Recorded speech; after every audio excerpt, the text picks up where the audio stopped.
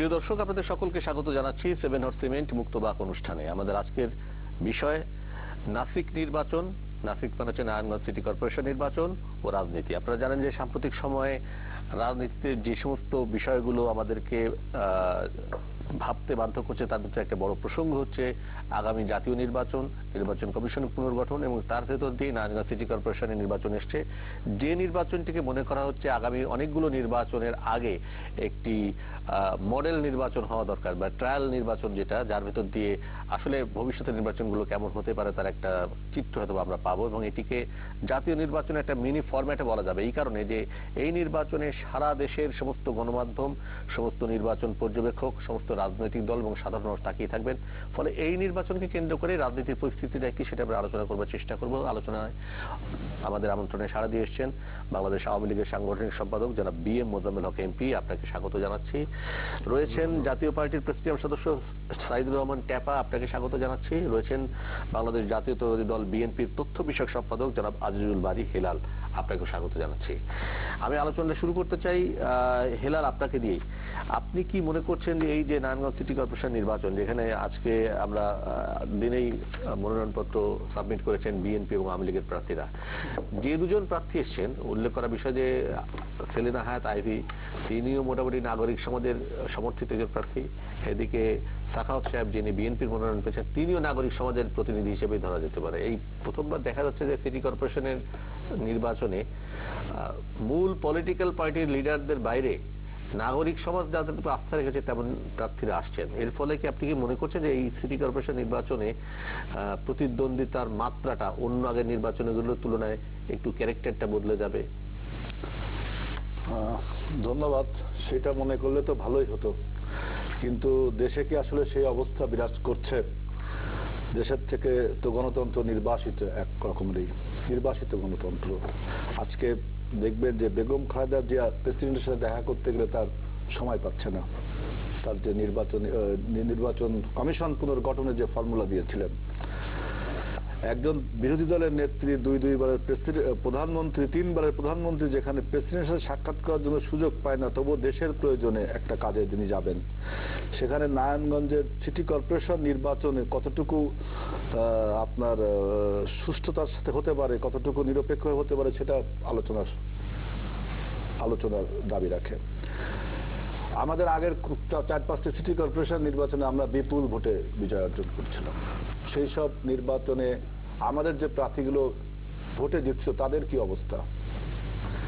সরকার তাদেরকে অন্যায়ভাবে, অবৈধভাবে যেভাবে নির্বাসিত করেছে তাদের ক্ষমতা থেকে, ভবিষ্যতে নারায়ণগঞ্জ কেন কোন সিটি কর্পোরেশন নির্বাচনে তো ইলেকশন করা খুব টাফ।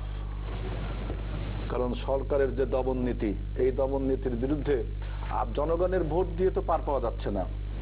কারণ জনগণের ভোটে তো রাষ্ট্রের যে কোয়ার্সিভ ফোর্স গুলো আছে, আইন শৃঙ্খলা রক্ষাকারী বাহিনী, তারা তো আর সেদিকে জনগণের আপনার যারা পপুলার ভোটে যারা জিতছে তাদের পক্ষে পাশে এসে দাঁড়াচ্ছে না।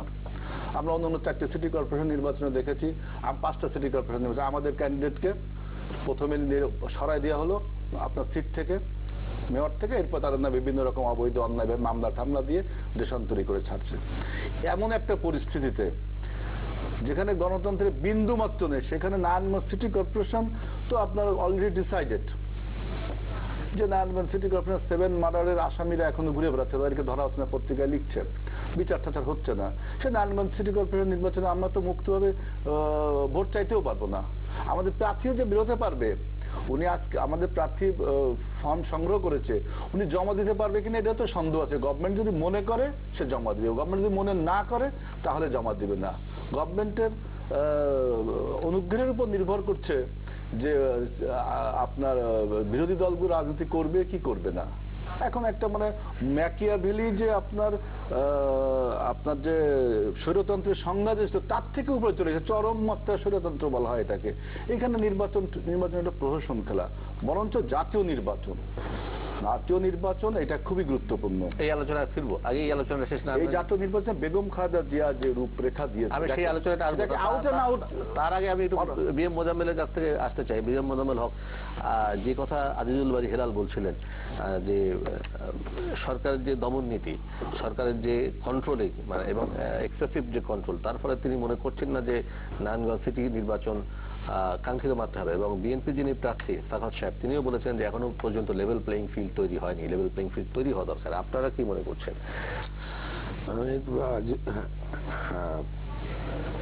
আজিজুল বারী হেলালের কথার প্রসঙ্গে বলতে চাই, উনি বলেছেন যে 5টি সিটি কর্পোরেশন নির্বাচনে বিগত সরকারের সময় ওনারা নির্বাচিত হয়েছেন এবং নির্বাচিত হওয়ার পরে তারা নাকি তাদের দায়িত্ব পালন করতে পারেন না। আপনার নিশ্চয়ই মনে আছে যে 2012 সালের নির্বাচনগুলো অনুষ্ঠিত হয়েছিল এবং সেই নির্বাচনগুলোতে তারা নির্বাচিত হওয়ার পরে যথারীতি শপথ গ্রহণ করে দায়িত্ব পালন করেছেন। তারা কখন নির্বাচিত হলেন, তাদের বিরুদ্ধে কখন মামলা হলো? যখন 2014 সালের 5ই জানুয়ারি নির্বাচনকে সামনে রেখে সারা বাংলাদেশে বিএনপি জামাত জোটের নেতৃত্বে নির্বাচনকে বানচাল করার জন্য সারা দেশে সেই আপনার সুন্দরবন থেকে সুনামগঞ্জ, টেকনাফ থেকে তেঁতুলিয়া, সারা বাংলাদেশে যখন জঙ্গি হামলা, সন্ত্রাস, বোমাবাজি, আগুন বোমা নিক্ষেপ করে মানুষ হত্যা করা হয়েছিল, এর সাথে যারা জড়িত ছিল, যাদের বিরুদ্ধে সুনির্দিষ্ট অভিযোগ আছে এই সন্ত্রাসী কর্মকাণ্ডের, মানুষ হত্যা করার, তাদের বিরুদ্ধে মামলা হয়েছে। সেই আইনগতভাবেই তাদের বিরুদ্ধে ব্যবস্থা নেওয়া হয়েছে।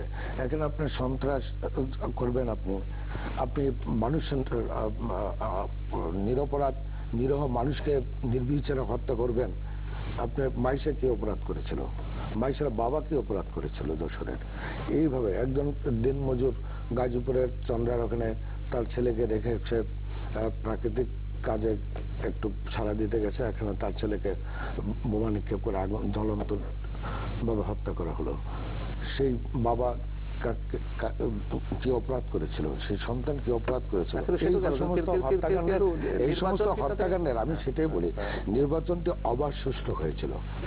ওনারা কিন্তু এই নির্বাচন চলাকালে যে 12 সালের যে 5টি সিটি কর্পোরেশন নির্বাচনে ওনারা 11 এবং 12 সালে সেই নির্বাচনে ওনারা অংশগ্রহণ করার পরেও বলেছেন যে নির্বাচন অবাধ হবে না। উনি আজকে যে ভাষায় কথা বললেন সেদিনও ওনারা এই ভাষায় কথা বলেছিলেন। নির্বাচন চলাকালীন যে নির্বাচন যেদিন হচ্ছে সেদিনও বিকাল পর্যন্ত, রাত্রি ফলাফল ঘোষণা পর্যন্ত তারা এটা বলেছেন। যখন রাত্রে দেখা গেল যে ফলাফলে তাদের প্রার্থী বিজয়ী হয়েছে, তারা চুপ হয়ে গেলেন। তখন আর নির্বাচন কমিশন ভোট তৈরি করে নাই, ভোট ডাকাতি করে নাই, এই কথাগুলি আসে নাই। কিন্তু নির্বাচন অবাধ নিরপেক্ষ অতীত হয়েছে, আগামী দিনে হবে। এবং ওনাদের নেতারা যেটা দায়িত্ব পালন করতে পারেন নাই, তারা যদি হুকুমের আসামি হয়ে থাকে সন্ত্রাস করার জন্য, মাইশার বাবাদেরকে হত্যা করার জন্য, সাধারণ মানুষকে হত্যা করার জন্য, তাহলে দেশে কি আইনের শাসন কি অচল হয়ে পড়বে? আইনের শাসন চলবে না। আমি সন্ত্রাস করলে, আমি কি অপরাধী হলে আমার বিরুদ্ধে কি আইনগত ব্যবস্থা নেওয়া যাবে না? সেটাই না হয়েছে। এবং সেটাকে যদি ওনারা স্বৈরাচার বলে, তাহলে তো আমরা বলতে পারি যে 2001 সালের 1 অক্টোবরে ভোট ডাকাতি, ভোট কারচুপি নির্বাচনে বেগম খালেদা জিয়া বাংলাদেশের জামাত শিবিরকে সাথে নিয়ে বাংলাদেশের রাষ্ট্রীয় ক্ষমতা আসার পরে সারা বাংলাদেশের একটি বদ্ধভূমিতে পরিণত করেছিল। পরের দিন থেকে আপনি কি মনে করেন যে এইভাবে নারায়ণগঞ্জ সিটি কর্পোরেশন নির্বাচন কেমন হবে বলে মনে হচ্ছে? ধন্যবাদ রাহুলদা। আজকের বাংলাদেশের প্রেক্ষাপটটা মাথায় রেখে আসলে আমাদের দেশে তো নির্বাচন আমরা নামে মাত্র করি, 2 দলের নেত্রীরা তাই বলেন, জনগণ ওনাদের ভোট দেন না।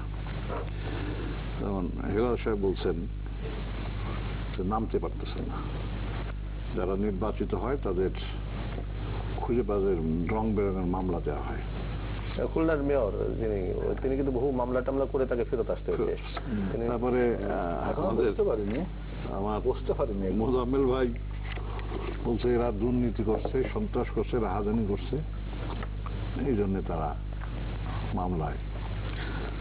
আমি এই 2 দল আওয়ামী লীগ এবং বিএনপি, এদের মধ্যে তো আসলে দলের মধ্যে কোনো গণতন্ত্র নাই, ওনাদের মধ্যে কারণ না, আমাদের মধ্যেও গণতন্ত্র কম। তো ওনারা যেভাবে করেন, যেমন ধরেন ওনাদের বিএনপি আলাদের প্র্যাকটিসটা হলো সাবের হোসেন চৌধুরীর মতন লোকের প্লেট চোর বানাই দিচ্ছে, আর আওয়ামী লীগের প্র্যাকটিস হলো শিক্ষামন্ত্রী মিলন রেসাদপুরের মোবাইল স্টোর বানাই দিছে। ওনাদের প্র্যাকটিসটা হলো এই। আর নির্বাচন বিএনপিও যেভাবে করে, আওয়ামী লীগও সেইভাবে করে। যেমন ধরেন আপনার মনে আছে, আমাদের সবারই মনে আছে, এই সাতক্ষীরার একটা নির্বাচন হয়েছিল, ওই কামাল কিভাবে 2 আসনে। হ্যাঁ 2 আসনে।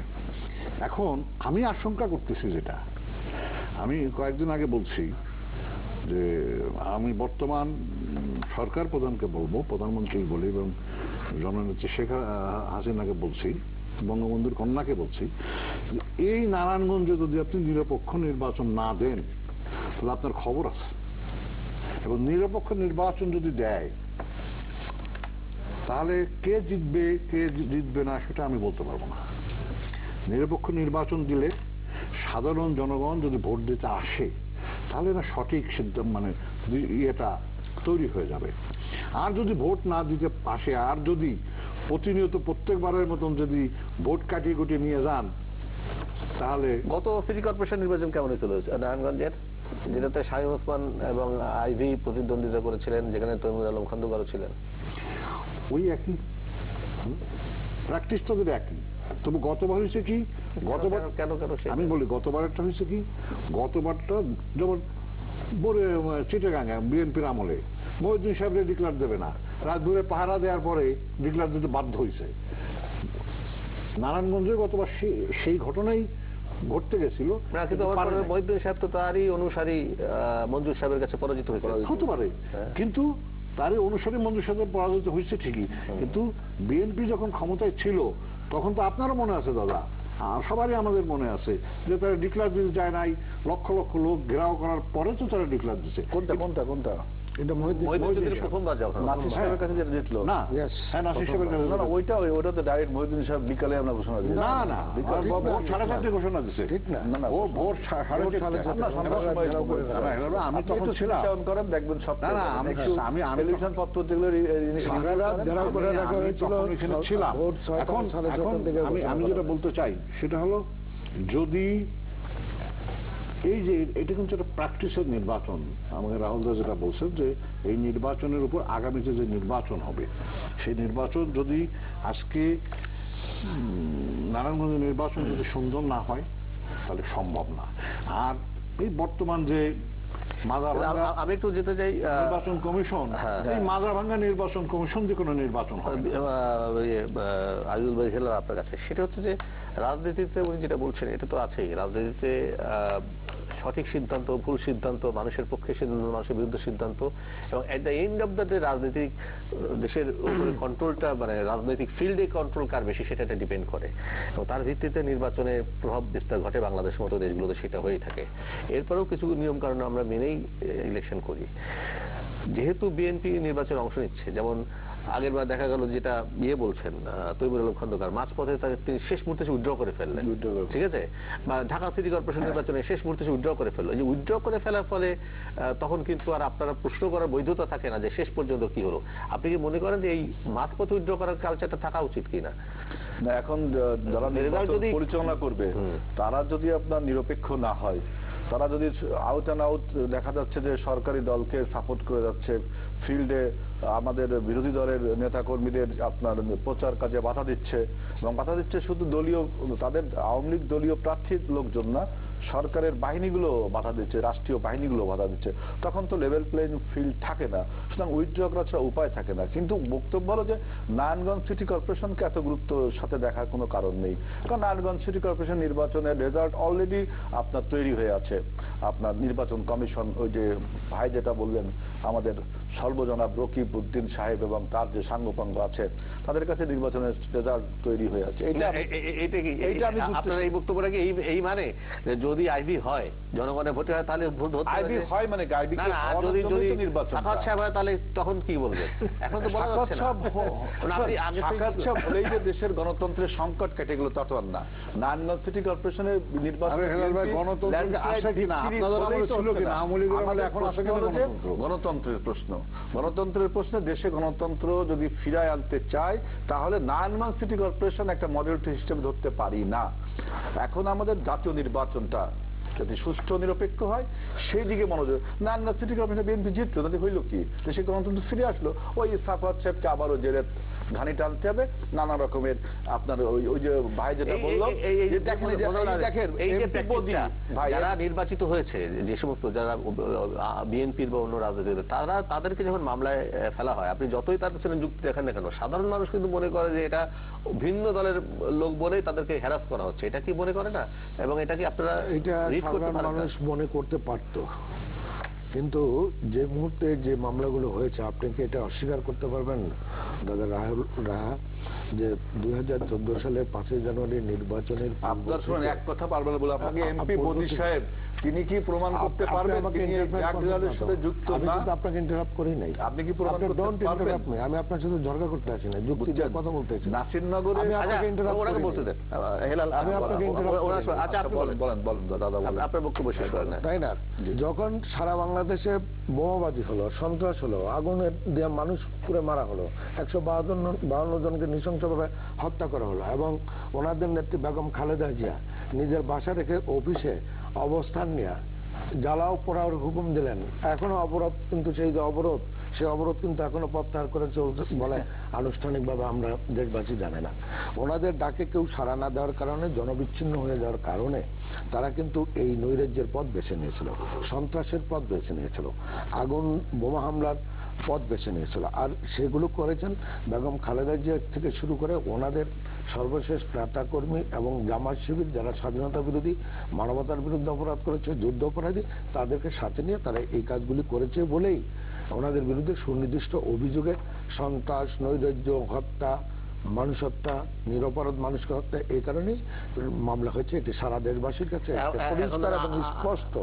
এবং উনি যে কথাটি বললেন, নাসিক নির্বাচনের আগেই রেজাল্ট হয়ে গেছে, আসলে ওনারা জানেন ঠাকুরঘরে কেড়ে আমি কলা খাই না, ওনারা যেটা করতেন তাই। এবং ওনারা এটাও জানেন যে জনগণ থেকে ইতিমধ্যেই জনগণের একটি ঐক্যমত্য হয়েছে, মুক্তিযুদ্ধের পক্ষের শক্তির একটি ঐক্যমত্য হয়েছে ইতিমধ্যেই সারা বাংলাদেশে। সেই ঐক্যমত্যের কারণে ওনারা মানবতার বিরুদ্ধে যারা অপরাধ করেছে, এই যে বীর মুক্তিযোদ্ধা টেপা ভাই, উনি জানেন যারা সেদিন জীবনকে বাজি রেখে মুক্তিযুদ্ধ করেছিল, যারা মুক্তিযোদ্ধাদের হত্যায় সহযোগিতা করেছিল, তাদের নিয়ে যখন ওনারা রাজনীতি করেন, যুদ্ধ অপরাধীদের বাঁচানোর জন্য যখন ওনারা দিনের পর দিন হরতাল করেন, তখন জনগণ থেকে এরা অটোমেটিক্যালি বিচ্ছিন্ন হয়ে গেছে জনগণ থেকে। সেই কারণেই এটা আগাম বলে রাখছে যে নির্বাচনে। বিরতির পর ফেরত এসে বাকি আলোচনা করব। দর্শক ফিরছে একটু পরে, থাকুন আমাদের সঙ্গে।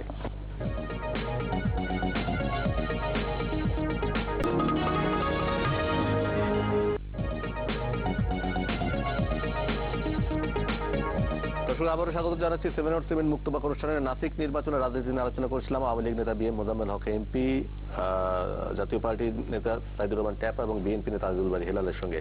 আমি যে আলোচনাটা আজিজুল বারী হেলাল বারবার তুলতে চাইছিলেন, যেটাতে আমরা যেতেই চাই, সেটা হচ্ছে যে নারায়ণগঞ্জ সিটি কর্পোরেশন নির্বাচন একটা আমরা মডেল হিসেবে দেখতে পারি, কিন্তু মূল লক্ষ্য হচ্ছে 2019 সালে বা 19 সালের ইমিডিয়েট আগে 3 মাস আগে 18 সালের শেষের দিকে জাতীয় নির্বাচন হবে সংবিধান অনুযায়ী।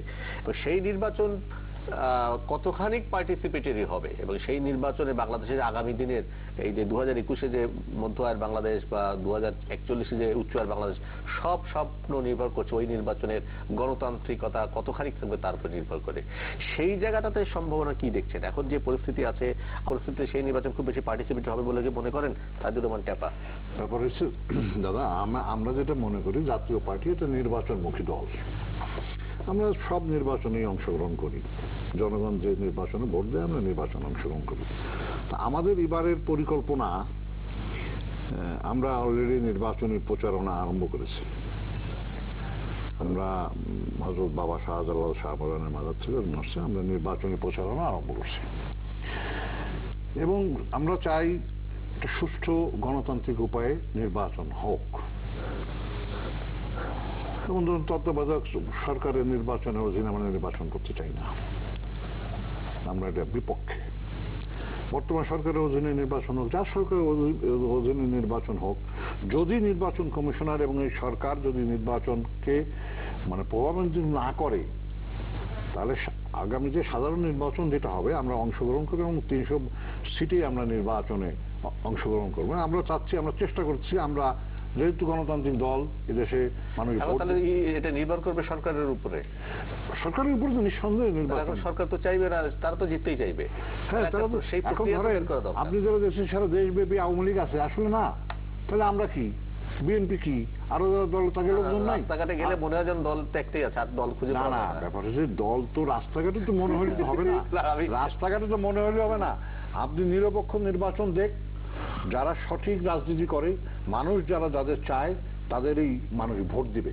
কারণ আপনি দেখেন উন্নয়নের ধরা ছোঁয়া যা আছে আমরা করছি, আমাদের জাতীয় পার্টির আমলে এরশাদ করছে, আর এখন বর্তমান সরকার কিছু করতেছে। আমার চোখে তো আর কোনো উন্নয়ন কিছু দেখে টেকে না ভাই। আমি যেটা মনে করি যে নির্বাচন হয়, ভোটে কি উন্নয়ন খুব গুরুত্বপূর্ণ ইস্যু? ভোটে উন্নয়ন তো আপনি যদি কাজ না করেন, এই যে এমপি সাহেব উনি হয়েছে, উনি যদি শরীয়তপুর বাড়ি, উনি যদি কাজ না করে আর নিরপেক্ষ ভোট হয়, ভোটাররা ওনার ভোট দেবে? ওনার চেহারা তো কুসুমের মতন না, তো ওনার ভোট দেবে। কথাটা বুঝছেন না? আমার চেহারা কুসুমের মতন না, আমারও ভোট দেবে। এলাকায় অনেক কাজ করছে, আমি ব্যক্তিগতভাবে তার সম্বন্ধে জানি।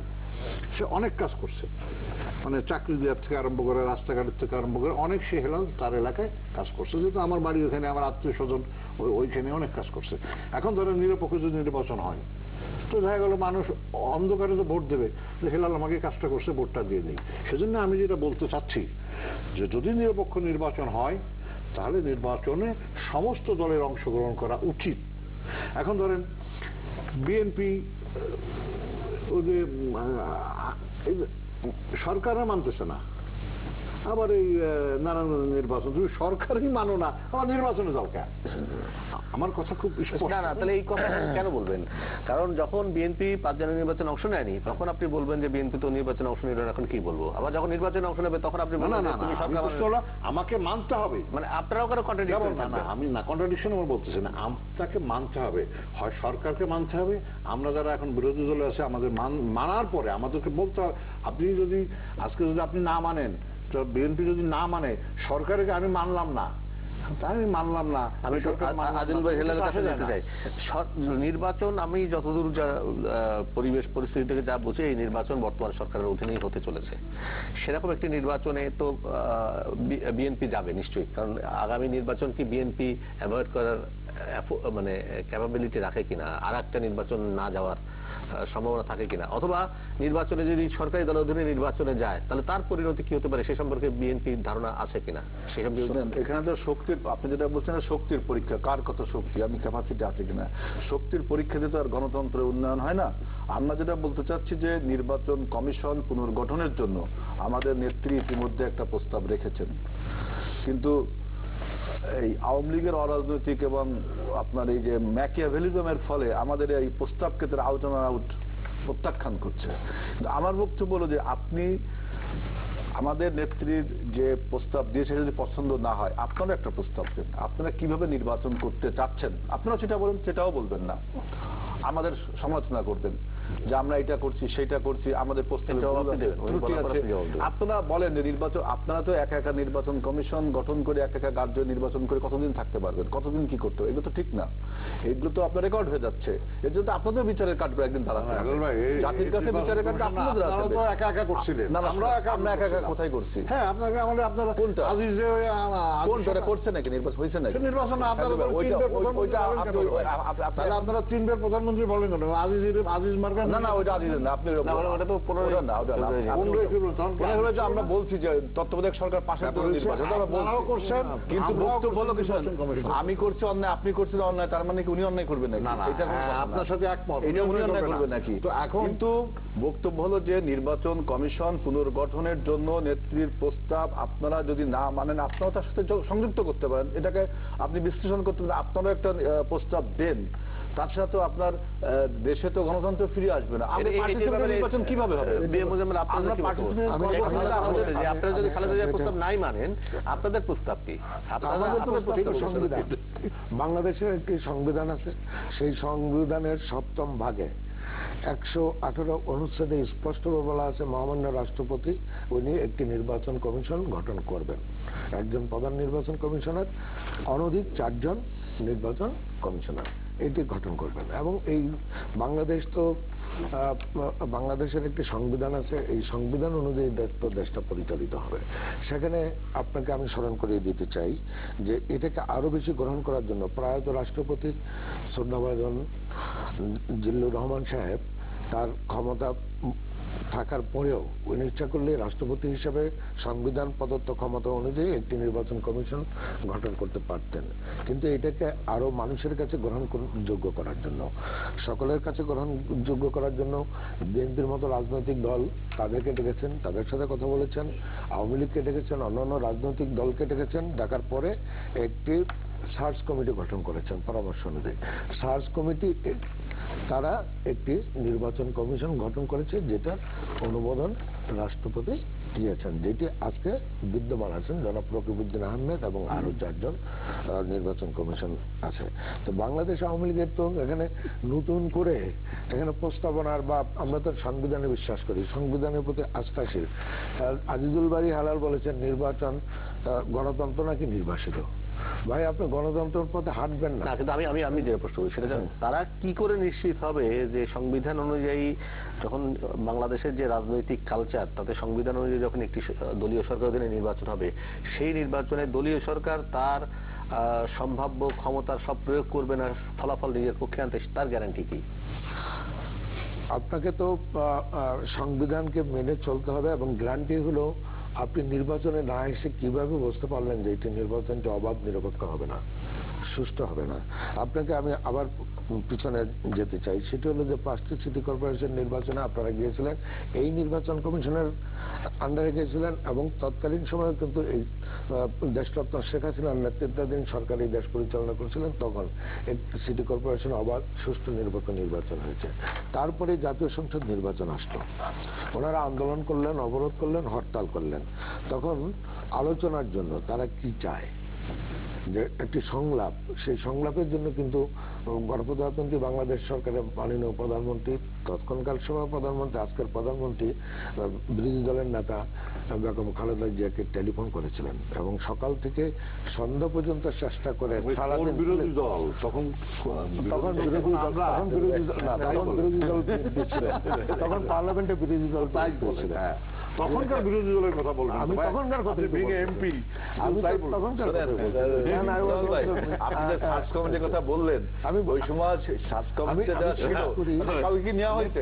যে সমস্ত প্রস্তাব দেওয়া হয়েছিল নাগরিক সমাজের পক্ষ থেকে, বিএনপির পক্ষ থেকে, বুদ্ধিজীবী সমাজ থেকে, কবি সাহিত্য, এটা তো সবাই কিন্তু একটা নাম দিয়েছিল, কাউকেই কিন্তু নেওয়া হয়নি। না না, ব্যাপারটা হলো হেলাল ভাই, আমি আপনাকে বলি, কাউকেই নেওয়া হয়নি। আমি আপনাকে বলি, কিন্তু এখন সামনে নির্বাচন, সার্চ কমিটির বিষয় ছিল, তারা 5 জনকে নির্ধারণ করেছেন যে মহামান্য রাষ্ট্রপতি। না, তখন পত্রিকাগুলো উঠছে যে যাদেরকে প্রস্তাব করেছিল তাদের কাউকেই নেওয়া হয়নি। আমি প্রস্তাব দিলে সেটা গ্রহণ করতে হবে। আপনারা করেন না, আমরা করি নাই।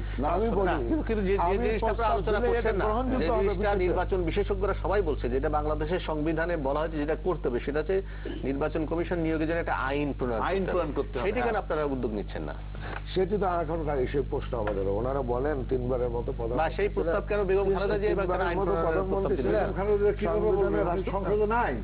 না না না, সংসদে নাই তাই বলে তো এখন দেখেন, আমাকে বলতে দিতে হবে।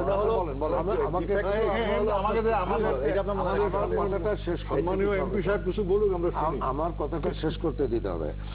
এখন সংবিধানে যেটা বিদ্যমান রয়েছে, ইতিমধ্যে আইনমন্ত্রী বলেছেন যে মহামান্য রাষ্ট্রপতি একটি সার্চ কমিটি গঠন করবেন। এখন সেখানে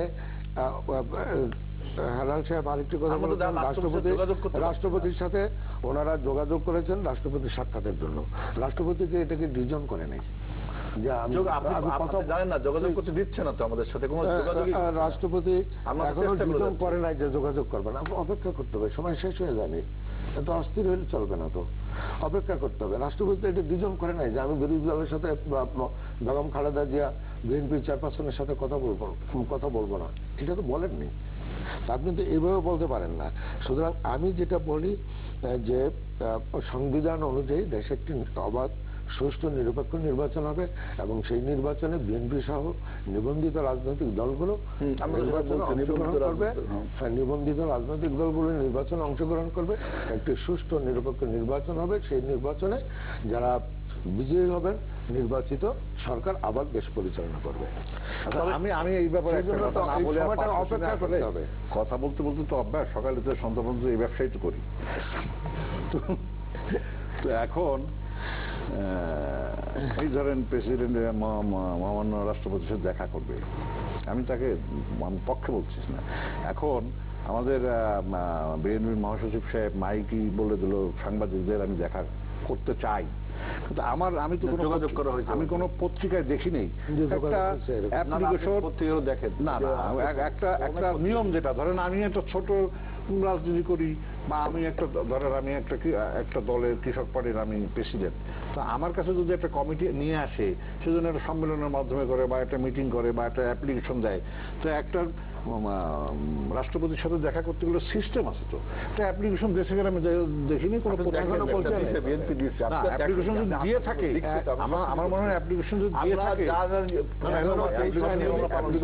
দিয়ে থাকে, সেখান থেকে ডিনাই করা হচ্ছে, কারণ রাষ্ট্রপতি নিজের ক্ষমতায় চলে না। না না, আপনি বলেন আপনার ধারণাটা ভুল। রাষ্ট্রপতি তার ক্ষমতায় চলতেই হবে। উনি যেটা বলছেন কথা বললে তো আর আলোচনা রাষ্ট্রপতি তার ক্ষমতায় চলবে, কারণ রাষ্ট্রপতির আন্ডারে আমরা রাষ্ট্রপতির আন্ডারে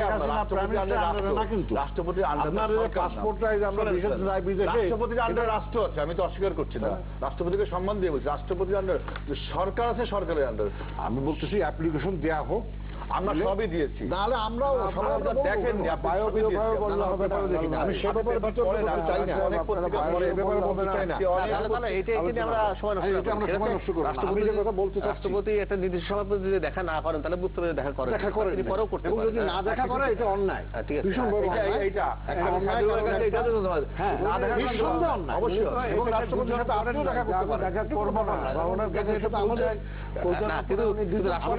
আমি রাষ্ট্রপতির সাথে দেখা করলেই আমার মনে হয় না বাংলা সমস্যার সমাধান হবে। আমি যে কথা বলতে চাচ্ছি আপনাকে, সমস্যার সমাধানের কথা এই যে রাষ্ট্রপতির দেখা করা, ভাই আচ্ছা, সমস্যার সমাধান করতে হলে সমস্যার সমাধান কি আমি জাতীয় ঐক্য যেটা এখানে কি জানেন, সেইটা কি দরকার? জাতীয় ঐক্য, জাতীয় একটা দক্ষতা। আমি বাংলাদেশের স্বাধীনতায় বিশ্বাস করি না, আমি বাংলাদেশের অস্তিত্ব বিশ্বাস করি না। কে করে না? আমি বলতেছি, কে করে না? আপনি যে সে যদি বাংলাদেশের রাজনীতি করার সুযোগ পায়, তাকে নিয়ে যদি রাজনীতি করেন, তাহলে জাতীয় ঐক্য কিভাবে হবে? আজকে যারা স্বাধীনতা বিরোধী, যারা মানবতার বিরুদ্ধে অপরাধ, এটাকে আমরা করছি, এটাকে বিএনপি করছে। আমাকে আমার কথা শেষ না হলে আপনার জবাব দেন, এর ভিতরে বলে ফেলেন। তারা করেন যারাই, সেই যে জামাত, ওইটা তো কম কেস, ওইটা বলতে পারে, ওরা তো নিবন্ধিত হতে পারেনি। যাদের এটা গন কেস হলো কিভাবে? আজকে আব্দুল গাফফার চৌধুরীর মতো লেখক তিনি বলেন যে খালেদা জিয়ার কাছে জামাত যেহেতু নিবন্ধন নাই, জামাত 61টি আসন বিএনপির কাছে চেয়েছে, তাদের কে বলতে হবে বিএনপির ব্যানারে দিতে হবে। পত্রপত্রিকা আপনি সর্বশেষ খবর রাখেন, সবার খবর আব্দুল গাফফার চৌধুরীর নিবন্ধ লিখেছে কালের কণ্ঠে। উনি তো মনে করেন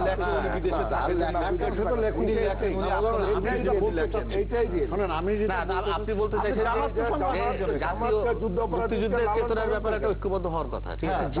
সেটা ধরেন এটা একটা রাজনৈতিক প্রসেস, সময়ের ভিতরে অনেক কিছু হবে, অনেক কিছু হবে, ধরেন যুদ্ধাপদের বিচার হচ্ছে, নানা প্রক্রিয়া হবে, কিন্তু যেটা দরকার সেটা আমরা তো না। আমরা মনে করি না যে নির্বাচনী গণতন্ত্রের সবকিছু, কিন্তু নির্বাচন গণতন্ত্রের একটা বড় কিছু, বড় কিছু। সেইটা নিরপেক্ষ করা একটা খুব গুরুত্বপূর্ণ। আমাদের প্রায় সময় শেষ। আচ্ছা, ওনাকে 1 মিনিট দিন। আমি বলি যে আপনি যেটা বলছিলাম, আমি যে সিটি কর্পোরেশন নির্বাচন হলো, আপনারা জাতীয় সংসদ নির্বাচনে আসলেন না, আলোচনায় ডাকলেন, আলোচনায় বসলেন না, নির্বাচন বয়কট করলেন, নির্বাচন বানচালের করার জন্য যা যা করার দরকার ছিল সবই করেছেন, ব্যর্থ হয়েছেন। সেদিন যদি এই সরকারের নির্বাচনটা না হতো, আজকে কি কোন সাংবিধানিক সরকার বাংলাদেশে শাসন ব্যবস্থায় থাকতো না? ব্যবস্থায় থাকতো, আজকে দেশের অরাজক পরিস্থিতি সেটা কম। আমি বলবো বিনয়ের সাথে যে একটি অবাধ নিরপেক্ষ নির্বাচন হবে, আগামী দিনে সুষ্ঠু নির্বাচন হবে, এবং সেখানে সকল নিবন্ধিত রাজনৈতিক দলগুলো যদি অংশগ্রহণ করে, তখন আপনি পরীক্ষা করতে পারবেন যে নির্বাচনটি অবাধ সুষ্ঠু হলো কিনা। অংশ না গ্রহণ করে হতে পারে। রকিবউদ্দিন সাহেব সাইদুর রহমান ভাই বলছে অলরেডি ব্যাকবোনলেস। আরে ভাই, আমি অত কিছু বলতে চাই না। ওনাকে রেখে কি নিরপেক্ষ নির্বাচন সম্ভব? না, উনি তো থাকবে না, উনি তো থাকবে না। ওনার মতো আরেকজনকে যদি যেই প্রসেসে উনি আমি যে কথা বলতে মতো আরেকজনকে আপনারা কিভাবে আমরা সেটা বলছি বিএনপি আর আওয়ামী লীগের কাম কি আপনারা ভাই, সেটা আমরা বলছি। আপনাদের কাম হচ্ছে আপনারা মারামারি আমরা তো একটা ফর্মুলা দিয়েছি। আপনারা ফর্মুলা মানবে কেন? না, আপনারা ফর্মুলার মধ্যে সংবিধানের মাধ্যমে আপনাকে আসতে হবে।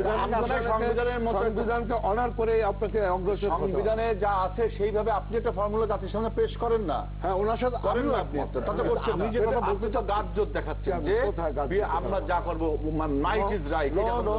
আপনার ডায়লগে আসতে সংবিধানে স্পষ্ট মহামান্য রাষ্ট্রপতি সাইদুর ভাই, মহামান্য রাষ্ট্রপতি একটি নির্বাচন কমিশন গঠন করবেন, কিন্তু মহামান্য রাষ্ট্রপতি এটাকে আমাদের মানুষের কাছে গ্রহণযোগ্য করা। আমাদের বক্তব্য আমাদের বক্তব্য নিবেন না পার্টিসিপেটিভ ইলেকশনের জন্য? ডেফিনেটলি। হ্যাঁ, সে আমরা বক্তব্য দিয়েছি। কথা বলবেন, আমাদের বক্তব্যকে আপনারা সময় মতো ডাকবে, আমাদের বক্তব্যকে নিয়ে আপনারা বলে যাচ্ছেন। আপনাদের বিএনপি আর আওয়ামী লীগে কি ওই ডাকাডাকির মধ্যে আছেন? আমি খুব সোজা বুঝি, সাইদুর রহমান বলেন, আমি খুব সোজা বুঝি, সোজা বুঝি। এই যে ডাকাডাকি আর আইওয়াস আর বঙ্গভবনে যে ওই যে কি কি খাওয়া খাই, এটা এটা এটা জাস্ট ওই দেখানো। এই দেখানো ব্যবসাটা বন্ধ করে যেটা করা উচিত সেটা হলো, আমি যেটা মনে করি যে আমাদের দেশের যতগুলি ইন্টেলিজেন্স ডিপার্টমেন্ট আছে এবং আমাদের আজকে বিএনপি দেবে, আমাদের সময় শেষ। হ্যাঁ, বিএনপি দেবে তাদের ঘরানার লোকজন, আমাদের যদি বলে আমরা আমাদের লোকজন দেবো, অন্য লোকজন দেবে, তা না করে নিরপেক্ষ নির্বাচন কমিশন দরকার, সত্যিকারের দরকার, এবং সৎ এবং নিষ্ঠাবান এবং শক্তিশালী মানসিকতার নির্বাচন কমিশন। নিরপেক্ষ বলে দেশে কিছু নাই। নিরপেক্ষ বলেন যে যার উপরে প্রাজ্ঞ বিদ্যমান রাখেন না। আমি বলি আজকে বুঝলেন, আমরা 10 বছর আগে যারা তাদের উপর দায়িত্ব দিবে তারা সেই দায়িত্বটাকে নিরপেক্ষভাবে দায়িত্ব পালন করবে। দরকার আমাদের। আমি সেই নিরপেক্ষভাবে দায়িত্বটা পালন এখন নিরপেক্ষভাবে দায়িত্ব পালন করার জন্য সেজন্য অসংখ্য ধন্যবাদ বিএম মোজাম্মেল হক এমপি, সাইদুর রহমান টেপা, আজিজুল বারী হেলাল আমাদেরকে সময় দেওয়ার জন্য। এই আলোচনাটা আমরা চালাচ্ছি নির্বাচনের 2 বছর আগে থেকে। এই আলোচনা যেহেতু শুরু হয়েছে, আমরা প্রত্যাশা করি এই আলোচনার পথ ধরেই হয়তো একটা গ্রহণযোগ্য, সবার কাছে মোটামুটি গ্রহণযোগ্য একটা সমাধান বেরিয়ে আসবে। হয়তো এমন একটা নির্বাচন কমিশন গঠিত হবে যে কমিশনের উপরে সবাই আস্থা রাখতে পারবেন। সেই আস্থার ভিত্তিতে আগামী জাতীয় নির্বাচন সব দলের অংশগ্রহণে সুষ্ঠু নিরপেক্ষ হবে। এই আশা আমাদেরকে রাখতেই হবে, কারণ ভালো একটা আশা না রাখলে কোনো ভালো কিছু করা যায় না। এই আশা রেখে আমরা আজকের আলোচনা শেষ করতে চাই। তবে এটা প্রত্যাশা করব, যেহেতু এই মুহূর্তে যারা সরকারে আছেন তাদের একটা বড় দায়িত্ব রয়েছে নির্বাচনকে যাতে প্রশ্নের উপরে রাখা যায় সেই ব্যবস্থা করা, এবং তার একটা বড় জায়গা হচ্ছে প্রাইমারিলি নারায়ণগঞ্জ সিটি কর্পোরেশন নির্বাচন। এই নির্বাচনের উপর নির্ভর করবে আগামী দিনের অনেক কিছু। প্রত্যাশা করছি সেই নির্বাচনও ভালো হবে। এই প্রত্যাশা শেষ করতে চাই। প্রিয় দর্শক, সবাই ভালো থাকবেন।